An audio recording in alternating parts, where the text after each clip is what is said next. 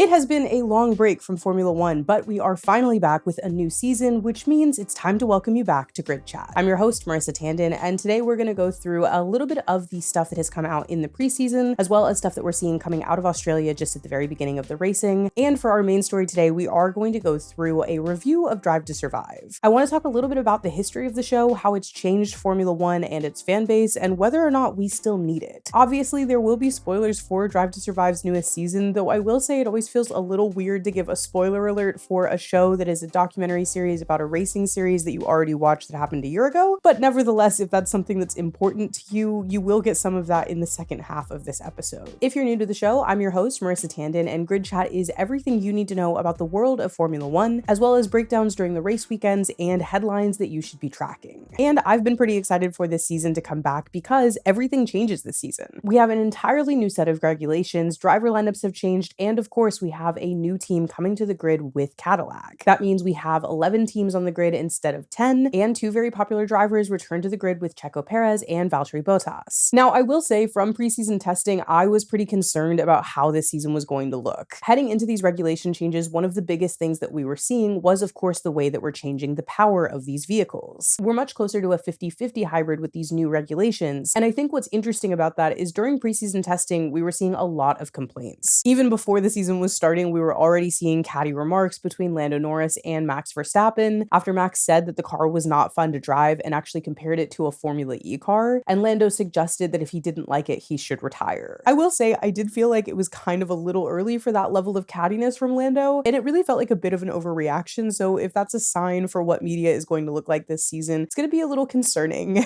I think we're obviously heading into the season with a new reigning world champion, which is something different for us. Previously, we saw Max going back to back to back, and of course, before that, we were seeing Lewis going back to back to back. This is the first season we're heading into in a long time where we have a reigning world champion that is not Lewis Hamilton or Max Verstappen. And of course, that means a couple of number changes on the grid. Max Verstappen, who's been racing under the number 1 for a long time, has switched to number 3. And obviously, previously, we were seeing him with the number 33, and Daniel Ricciardo was the driver who previously had the number 3. We did see that he talked to Danny and was able to persuade him to allow him to use the number 3, which apparently was the number Max wanted to use in the first place. But it is a little weird now that cars are back on track to see branding shifting and see Max have the number 3 instead of 33 or 1, and of course to see Lando with that number 1 instead of LN4. For me, it's always been kind of interesting to see which drivers decide to take the number 1. If you're new to Formula One, you can only use the number 1 on your car if you are the reigning world champion. So other than that, everyone has to utilize a different driver's number, and they're able to pick that as long as someone else doesn't have it, and it does have to be approved. Lewis Hamilton, for example, only ever raced under the number 44 even when he had his 7 world titles, but Max switched to number 1 immediately after he won his championship, and Lando, of course, has followed suit and taken the number 1 as well. It's interesting to me because I feel like the number 1 sort of puts a target on your back, which is obviously there regardless, but it's interesting to see which drivers decide to keep it, which drivers decide to let it go, and which ones see it as sort of like a badge of honor. To me, I think it's most interesting because it reminds us as an audience while we're watching that the driver with the number 1 has the most to lose on the track, which right now is Lando Norris. We also, of course, have another team that makes a very big change to the grid, which is Cadillac entering. With this, we also have 2 new cars entering the grid, which also means that we have some changes to the way qualifying will work moving forward. Again, if you're new to Formula One, the way qualifying works is that we have 3 rounds. Those are Q1, Q2, and Q3. And each round, every driver tries to put in the fastest time possible in a single lap, and at the end of those timed qualifying rounds, we eliminate the slowest cars. Previously, when we only had 20 cars on the grid, that meant that at the end of Q1, we dropped the 5 slowest cars, and at the end of Q2, we dropped the 5 slowest cars from that round. That meant for Q3, we had the top 10 shooting out for the fastest lap and trying to gain pole position. Now with an additional 2 cars on the grid, it's a pretty simple change. Instead of eliminating 5 cars in Q1 and Q2, we will eliminate 6, meaning that at the end of Q1, we eliminate the 6 slowest cars, the end of Q2, we eliminate 6 more cars, and that leaves us still with the top 10 in Q3. Personally, I think this makes sense, and it's the least disruptive to the way that this works, and I think it's the best way to kind of keep the excitement of Q3 with those top 10 cars left, as opposed to adding more cars that then are not shooting out for the top 10, they're like 11 or 12. I think this works and it's simple, and it's also pretty easy to understand in terms of changing regulations. That being said, one of the things that I am the most excited about with Cadillac, despite the fact that we know they will probably have a much slower performance than the rest of the teams, given that this is their first time out, is the return of Valtteri Bottas. I know a lot of people are also excited excited to see Checo Perez return, but Valtteri in particular is a favorite of mine, and I was really bummed to see him leave the grid in the way that he did previously. See him sort of go to a reserve driver position with Mercedes last year was a pretty big bummer for me personally, because I just think he has so much left to offer. And a lot of times when we look at his career, we have to recognize the fact that he was ultimately put in this position of playing second driver to Lewis Hamilton. And while that's great and obviously really important when we're looking at sort of team game and Lewis Hamilton's personal championships, I've always felt like we never really got to see the full potential of Valtteri, given the fact that he was not that prioritized driver. There were a number of really great things with Valtteri's driving style and the way that he was able to perform. And I think if he had been in a position where he was the prioritized driver, which I'm not saying Cadillac necessarily has indicated he will be, we could have seen a very different performance and career for Valtteri in terms of where he would have been fighting for points and what that would have looked like. Obviously, that's the way that the sport works. It's both a team and individual game, and it means that sometimes very good drivers end up being second fiddle to another very good driver. And of course, we know with Lewis Hamilton, with the number of championships he was able to win, the level of performance that he had, of course, his teammate would have been second to him. But it is something that I think when you look at any number one driver or legendary driver in this sport, if you look at their teammate, oftentimes they are a big what if story. And Cadillac, to some degree, has chosen two drivers that match that sort of format. Valtteri played second to Lewis Hamilton for most of his career, and Checo played second to Max Verstappen for a good portion of his ending of his career. So it's kind of interesting to see Cadillac choose these two drivers for their lineup and to get them back on track and to see what their kind of focus looks like as they move forward. I will say that obviously Cadillac has chosen this sort of energy of the only American team or the big American team on the grid. We saw that with the fact that they announced their livery with a Super Bowl commercial, and just in general, their branding has been very America, yeah.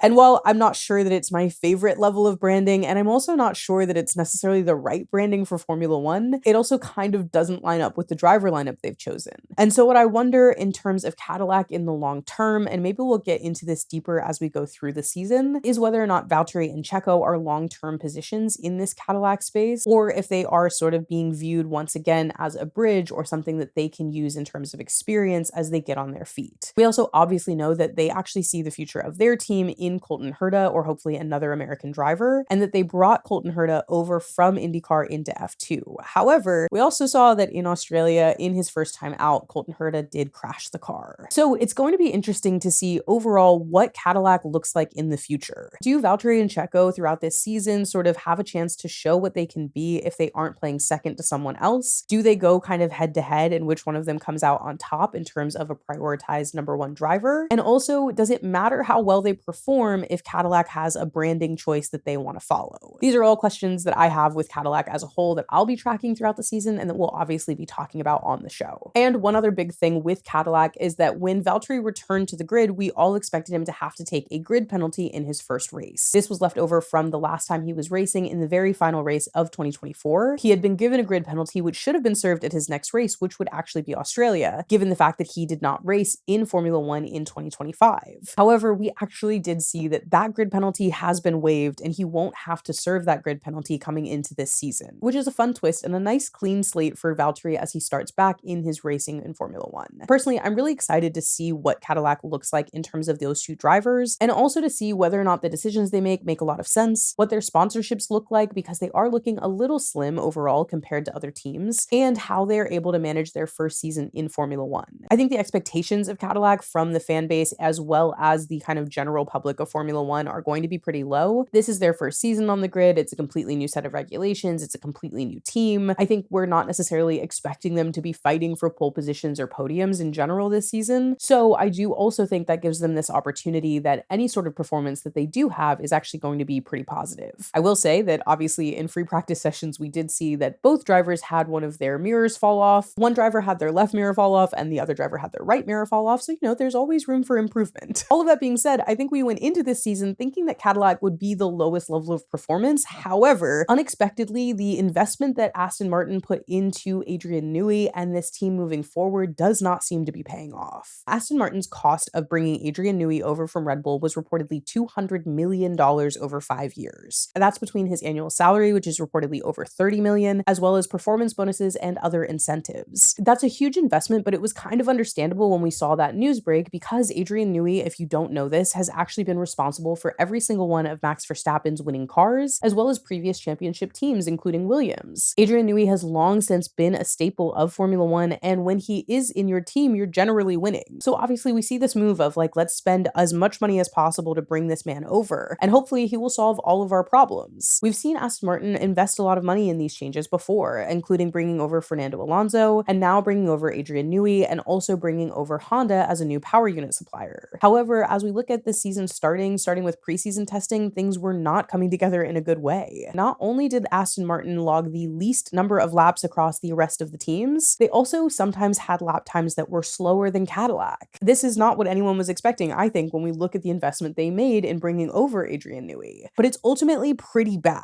And not only did they not have a good performance when it came to preseason testing, ahead of the Australian Grand Prix, we don't even think that they'll be able to finish a full race. Adrian Newey has come out and made a statement basically saying that the largest issue is this amount of vibrations that we're seeing in the car. Those vibrations are coming from the Honda power unit and being picked up by the chassis, which is causing a number of issues. Adrian Newey confirmed that they have not only seen mirrors falling off of the car because of the vibrations, but also taillights. And the most important issue is the number of vibrations that are being passed on to the drivers. Right now, the amount of vibrations that they're experiencing as drivers holding onto the wheel of these cars has gotten to the point that Fernando Alonso believes that he will be risking permanent nerve damage by doing more than 20 to 25 laps in this car. Lance Stroll actually said that he felt it was less, somewhere closer to 15 laps. And it's important to remember that Lance Stroll actually has had a number of injuries and surgeries on his wrists, and the number of vibrations that we're talking about here is not great for long-term recovery of that type of injury. Adrian Newey confirmed that this was an issue and that they will have to limit the amount of time spent in these cars until they're able to find a solve, which means that heading into the opening Grand Prix of this season, they do not have a car that can run a full race. Unless they're able to make some sort of change or find a magic solve between free practice sessions, qualifying, and the race itself, we will likely see these cars go out for qualifying and then go out for the race for a certain number of laps and then voluntarily retire. Obviously, a lot of that is important for them to do because of the fact that they need this data, they need to figure out what's wrong, they need to figure out how to adjust these cars, but also it's a pretty big disappointment, and maybe that's an understatement of a word, disappointment. It's a big bummer to head into the first race of this season and literally not have a car that can race a full Grand Prix. Adrian did seem to have a sort of positive spin and say that he does think that they will be able to kind of make these changes and still be championship contenders in the long run, though I kind of have a hard time understanding how that's possible. Obviously, things change fast in Formula One, upgrade packages can make a really big difference, and of course they do know what the issue is, they just have to figure out how to solve it, but they also have said that they don't have enough batteries despite the fact that Honda is literally only supplying Aston Martin. I think what's very odd about this whole situation is that ultimately the play that we saw Aston Martin making at the end of last season seemed to sort of be like almost copying the Star Kids homework. They took Honda, which had been the power unit supplier for Red Bull, and Adrian Newey, who had been in charge of so much of the technical design of the car with Red Bull as well, and said like, let's just shove them into our garage and figure out how to be a championship team as well. But obviously on the off season, we started to see a lot of rumors about how Adrian Newey wasn't able to kind of work well with the team and the previous team principal. Then we saw that Adrian Newey was announced as the team principal himself, which again is a role that he has never had in his career. And of course, we knew that Honda had previously made this big choice to not work in Formula One anymore, but then suddenly made a choice to come back and work with Aston Martin. And it sort of seems like reheated nachos, for lack of a better internet term. We're trying to kind of take everything that was working at Red Bull and shove it into our green garage, but now there are so many cooks in the kitchen and all of them have different recipes despite the fact that they've worked well together before. Everyone seems to have slightly different goals, culture is butting heads, and ultimately what that comes down to is a car that can't race a full Grand Prix. I do feel like this is the almost most disastrous option of all of these things meshing together. And it's a bummer because I kind of was hoping that all of this coming together would be another kind of miracle from Adrian Newey himself, and that we would get to see Aston Martin kind of return on this investment that they've made. Instead, we're going to have a pretty tough start to the season for them, and certainly a new challenge for Adrian Newey to be able to work through. And looking back to Red Bull, we obviously have a couple of big changes in the driver lineup. Isack Hadjar was promoted to be Max Verstappen's teammate after winning Rookie of the Year last season, and Arvid Lindblad steps up from Formula 2 to be Liam Lawson's teammate at Racing Bulls. Now, the thing that's kind of interesting about this is that this is a great time for rookies to be making changes. And that's because this is a completely new set of regulations, a completely new car, and it gives them a chance to actually be a little bit on par with their teammates. For Arvid in particular, this is the first time that he'll be racing in Formula One full time. He's done practice sessions before with the previous car, but this is the first time he has a car that he was a part of developing and is actually a part of racing for the full season. Which also, as we saw last season with so many rookies coming in, there's a level of inhibition that you see in those rookies because this is the first time that they're in a Formula One car. This is the fastest car they've ever driven. This is the fastest racing series they've ever been in. This is the first time they're racing in a series that is not a spec series, meaning that everybody has the same car. And there are a lot of new changes for them that they can just jump into head first. In a regulation change, there is a little bit of a benefit for someone like Arvid Lindblad, for example, who has no experience in Formula One, which previous years would have been a disadvantage, but at this point gives him a chance to have a clean slate while everyone else is adjusting to changes in these cars. For Arvid, a lot of the changes when we talk about a 50% power shift, as well as the size of the car being smaller, a lot of the different changes that were made to the body of the car, the removal of DRS, all of those things don't feel like something lost for a rookie that's coming in for the first time. Instead, it's just the beginning slate, and it's going to be interesting to see what that looks like in a head-to-head comparison, particularly with Arvid and Liam. As we're seeing in free practice sessions, I think it's going to be a lot closer than most people would have expected. And my sort of off-the-wall prediction here is I think that will allow Arvid to outperform Liam to some degree. Liam has the disadvantage of kind of going back and forth so much in his previous season, a lot of changes in his career and a lot of uncertainty. And because of how Red Bull is and how cutthroat they can be, it'll be interesting to see if that means that everybody makes it through the whole season or if we see driver swaps once again this season. With Isack heading to Red Bull, I think these changes are also his best possible chance of beating out the kind of second seat curse. And overall, I'm excited but nervous to see how Isack performs at a top team, especially with a teammate like Max Verstappen. And last but not least, sort of leading us into this season, this is of course the first round that we're seeing Apple TV take over the F1 coverage. I will say, as someone who has used Apple TV for a very long time, the setup is not the easiest to navigate and it's kind of difficult to find where everything is. I did see a lot of people already complaining about ads being put into the series during the free practice sessions, as well as one of the things that is kind of notable to me is that if you want to access anything other than Formula One races that are actively happening right now, you'll need to log into F1 TV. It does seem like you can link your Apple account to F1 TV and then have access to everything we used to have access to, but it's a little odd to have it so disjointed. You can't watch back catalog races on F1. You have to actually kind of look at highlight reels that they've put together or log into F1 TV if you want to watch old races. And it seems so far in my exploration, at least, you can't access F2, F3, or F1 Academy through Apple TV. You have to actually log in with your Apple TV account to F1 TV to then be able to access back catalog stuff, a number of shows that you can get through F1 TV, as well as the support series. I'm interested to see if this is more of an issue of kind of moving things over and figuring out how everything works in the infrastructure of Apple, or if this is also a situation where it was just things that they weren't prepared to necessarily offer until they were going through these negotiations of wanting to also have access to F1 TV in the States. There was a lot of conversation when this deal was being done about what would be the state of F1 TV in the US, and to some degree, a lot of that conversation came from the fact that the ESPN deal was just a rebroadcast of Sky Sports feed. That meant that F1 TV was kind of existing in a completely separate space, and when Apple came in to take the streaming rights for the US instead of the broadcast rights and streaming rights like ESPN had, that meant that there was a conversation about competition with F1 TV and how it all fit together. What it looks like now is that we've moved a lot of the kind of current F1 stuff to Apple TV, but that everything else is sitting in F1 TV and that you'll need an Apple TV account linked to F1 TV to actually be able to access any of those things. I'm intrigued to see how all of that shifts throughout the season and also to see what Apple kind of brings to the table in terms of exclusives. So far, I have not really loved the exclusives that we've seen. They did have an exclusive interview with Max that I was intrigued by, but when I watched it, I found out that it was actually hosted by one of their music hosts. It felt very much like an awkward interview. While I do believe that the Apple TV host, who is kind of a host in their Apple Music realm, is probably a great music interviewer, when it came to watching an interview about Formula One, it did feel like it was more about the energy as opposed to the actual interview itself. Interview questions were sort of being read off of an iPad that was very prominently displayed, and there weren't really any follow-up questions when Max gave an answer. Some of that might just be the fact that that interviewer was not a very knowledgeable Formula One fan or Formula One kind of commentator. Some of that might just be the style that Apple wanted. But in general, I feel like they have all of this access to Formula One, and it would be really cool to see something different happening out of their exclusives, as opposed to necessarily just using Apple talent to be on the same stage as Formula One drivers. I kind of would like to see something creative coming out of this space. Apple Music has so much access to celebrities, to musicians, to different hosts, and of course, with Apple's budget and their ability to kind of be the #1 provider of Formula One in the States, it feels like there's an opportunity for them to do something interesting in terms of guests and interviews that we wouldn't see on F1 TV. I don't know if we'll eventually see a lot of that kind of built into Apple TV and their coverage of Formula One, but right now I will say it feels very disjointed. However, one thing that I did think was really interesting is that for the very first time, Drive to Survive was co-released on both Netflix and Apple Apple TV.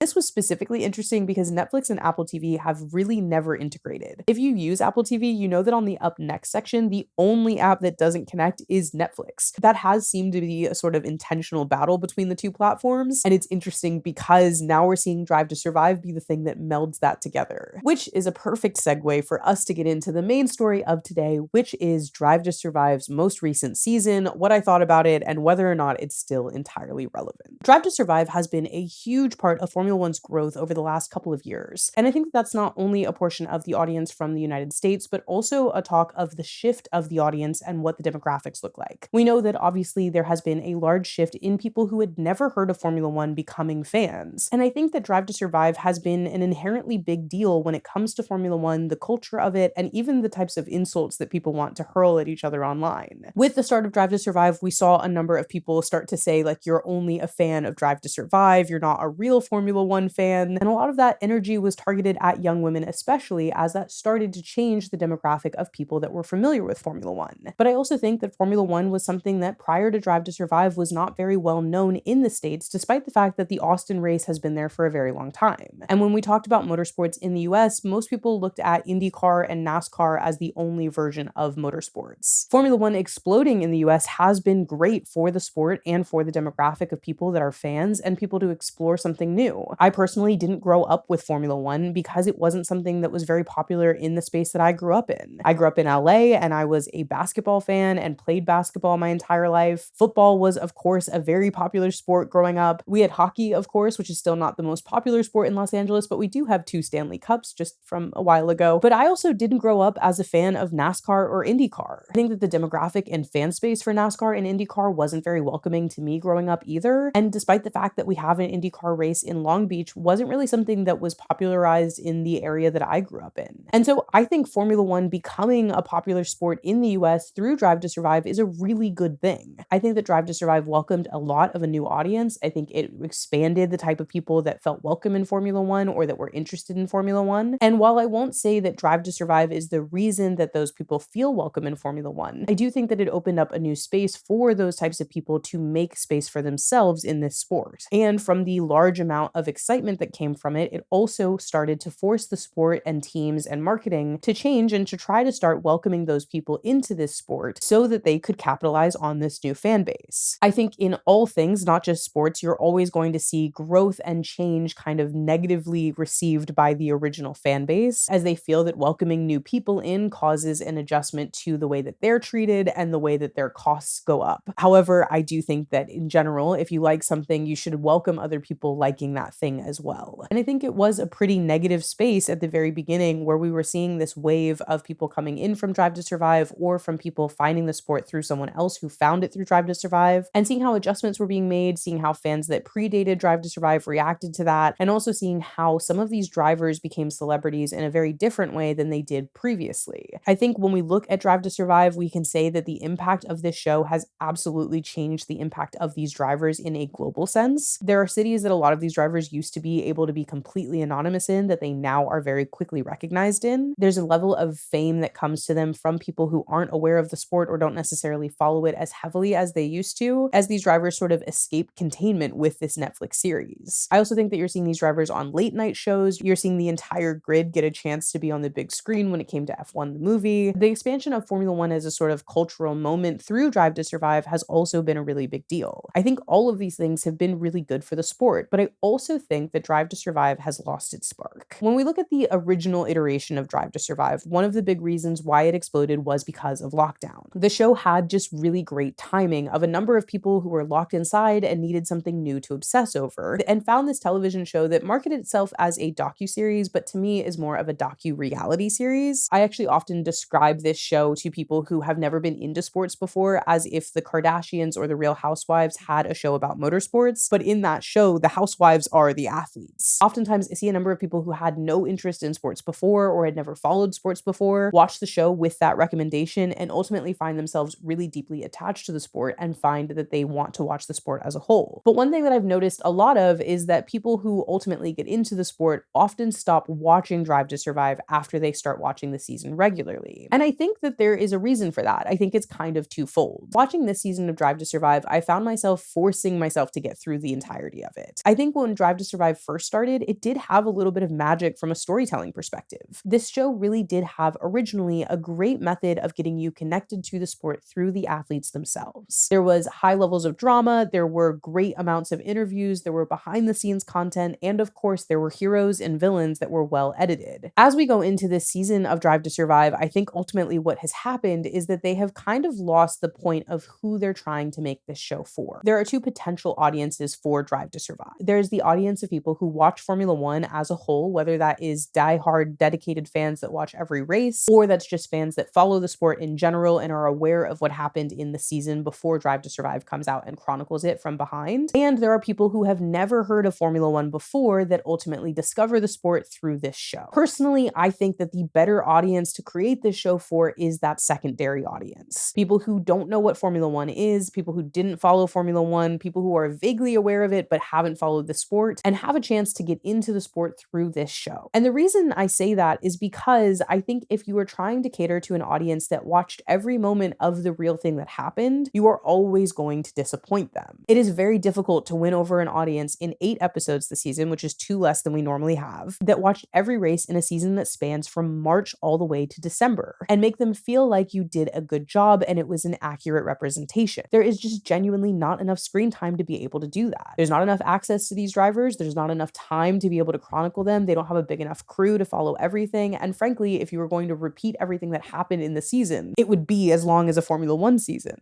In 8 episodes, this season of Drive to Survive had to create a story that would be interesting to you whether or not you watched a single race in 2025. And if you did watch a race in 2025 and you followed the show, it has to offer you something that you didn't get from watching the sport itself. And I think Drive to Survive this season especially, but also last season and maybe even the season before that, seems to be attempting to split the line down those two audiences and ultimately fails to serve either of them. One of the things that I have always felt when it comes to creating media is that if you make media for everyone, trying not to offend anyone, you ultimately make something for nobody at all. This season really does struggle in terms of providing anything extra that you would get as a Formula One fan, but also if you were not a Formula One fan, you would genuinely be very lost watching this show. The structure of this season is interesting because I think that they, instead of trying to tell a cohesive story start to finish, try to tell sort of mini documentaries in each episode. Ultimately, that leads to a story that's really disjointed by the time you get to the end of the season, episodes that don't make you want to watch the next episode, and also episodes that sort of function on their own but don't tell a full story, and then have these storylines that never get really finished as you go through. Also, it gives this very jarring experience of watching one episode that follows a number of races that ultimately then, when you go to the next episode, kind of backtracks in timelines. It's very hard to tell how these timelines and stories connect to each other as you're moving from team to team. And there are a couple of episodes that really felt like they were forcing storylines in a very odd way. Ultimately, it kind of felt like this season of Drive to Survive, they had written out the storylines they wanted for each episode and then tried to sort of force narratives together, whether they really worked or didn't. And I think in that vein, this was one of the least successful seasons of Drive to Survive to me. Before we go through episode by episode, I want to say that I think the biggest changes that were very odd to me were these decisions that seemed like they were added in last minute and not to their full potential. So we had this addition of sort of fan tweets and fan videos that were used in almost a transitionary manner, but also very oddly not done in a way that was like very interesting. In terms of the videos